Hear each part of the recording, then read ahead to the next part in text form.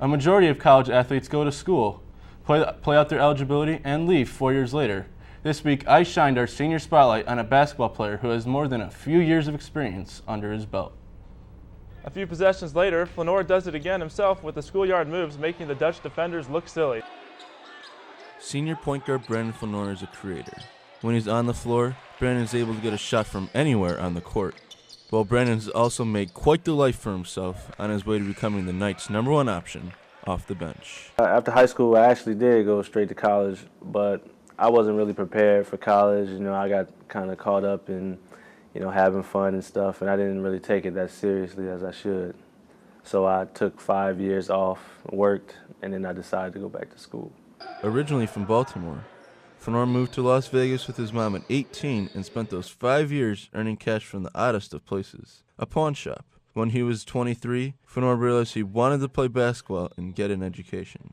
Soon after, he received a lucky break when he was at a 24-hour fitness. I met a guy, he used to play in the NBA, his name was Tyrone Nesby, and he told me that, he said you're too good to be sitting here wasting your talent, and you should be out there playing basketball somewhere. Nesby helped Flenor get a tryout at Phoenix College, where he made the team. After bouncing around from 2 different schools, Coach Dick Paith wanted Flenor in 2010 and was all set to commit, but a last-minute change of heart delayed his arrival. A friend of mine that I played with at JUCO, he went to that school. He told me last minute that he was going to go to Kansas Wesleyan, so I saw it as an opportunity to play with him.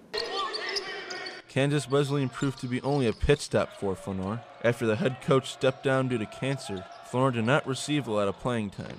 Thankfully, Wartburg still remained an option for him. When I found out that I wasn't going to be playing there at all, I contacted him and told them and asked him was he still interested in having me, and he said yes. Brandon's a guy that we thought could give us some energy off the bench. We thought he was a guy that could really defend, put a lot of pressure on the other team's point guards, and then he could also score a little bit offensively. Now 28, Brandon has settled down at Wartburg and sees a major difference between the other 3 schools he's attended.